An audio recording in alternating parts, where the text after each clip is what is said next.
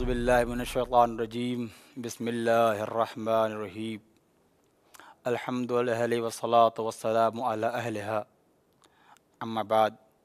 नाज़रीन मोहतरम, सलामुन अलैकुम वरहमतुल्लाहि वबरकातुहू।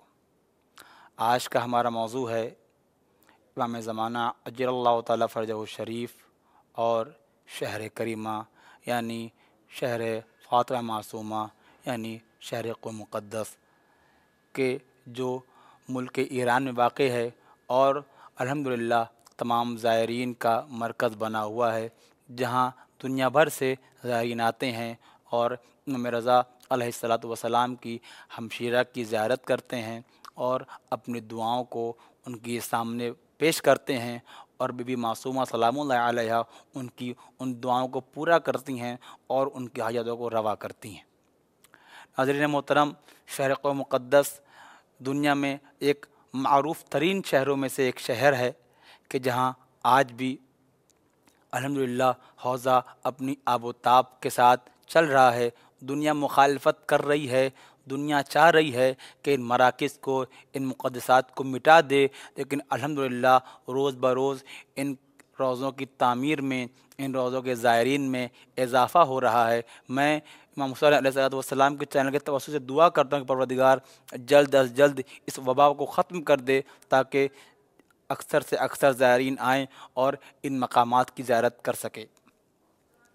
नाज़रीन किराम, इमाम ज़माना अज्जलल्लाहु ताला फ़रजहु शरीफ के हवाले से मैं यहाँ पर आपसे ये कहूँगा कि ये शहर क़ुम है, इसकी मुख्तलिफ़ वजह तस्मियाँ बयान की गई हैं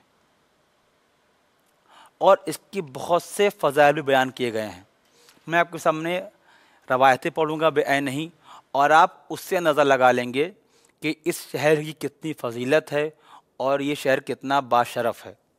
सबसे पहले मैं किताब इक़्तिसाद से रवायत पढ़ूँगा कि जिसको सफ़ीजुल बिहार में नक़ल किया है शेख़ अब्बास क़ुम्मी अलैहि रहमा ने। वो फरमाते हैं कि इमाम हसन अस्करी अलैहिस्सलाम ने अपने वालिद और उन्होंने अपने जद से और उन्होंने अमीर कायनात अली इब्न अबी तालिब अलैहिस्सलातु वस्सलाम से रवायत की है कि रसूल मक़बूल ने फ़रमाया, क्या फ़रमाया कि जब मेराज पर मुझे चौथे आसमान पर ले जाया गया तो मैंने मोती से बना एक गुंबद देखा और उसके 4 सुतून देखे। फिर फरमाया और उसके 4 दरवाज़े थे और गोया उस गुंबद एक नफीस कपड़े की तरह था जो इतना साफ़ व शफ़ाफ़ था कि मेरी आँखें उसको देखकर खीरा हो गईं। फिर आप फरमाते हैं, मैंने जिब्रील से कहा कि मैंने इस चौथे आसमान पर इससे खूबसूरत कुछ नहीं देखा है, आखिर ये क्या है?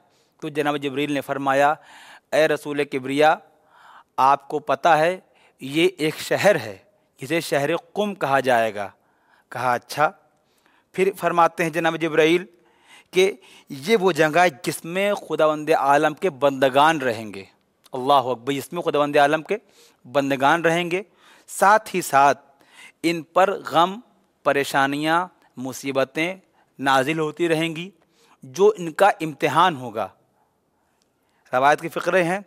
उसके बाद ये परेशानी का सिलसिला जारी रहेगा, यानी ये है मोमिन का इम्तिहान, यानी जिसकी जितनी फ़जीलत होती है उसका ही उतना सख्त इम्तिहान होता है। ये है तरीक़े परवरदिगार आलम। इसीलिए मौला अली अलैहिस्सलातु वस्सलाम फरमाते हैं, अगर तुम हमसे मोहब्बत करोगे तो अपने आप को इम्तिहान के लिए आमादा रखो। और दूसरे हदीस में आप फरमाते हैं कि अगर पहाड़ भी हमसे मोहब्बत करें तो पहाड़ रेज़ा रेज़ा हो जाएंगे। ये है एक शिया की अहमियत, और एक शिया अपना मर्तबा समझे कि अगर हम करीब अली हो रहे हैं तो हम करीब इम्तिहान भी हो रहे हैं, यानी अली और इम्तिहान हमारे लिए साथ साथ हैं। अगर हमारे ऊपर मुसीबतें आ रही हैं तो इसका मतलब हम ये कहें कि परवरदिगार हमें आज़मा रहा है, चूँकि हम उसके चाहने वालों से और उससे करीब हो रहे हैं। बहरहाल ये तो एक रवायत है जो मैंने क़ुम के हवाले से आपके सामने पढ़ी। और इसके अलावा एक और रवायत है कि जब पैगंबर अकरम मेराज पर जाते हैं, ये रवायत कौन बयान कर रहा है? 11 इमाम बयान कर रहे हैं।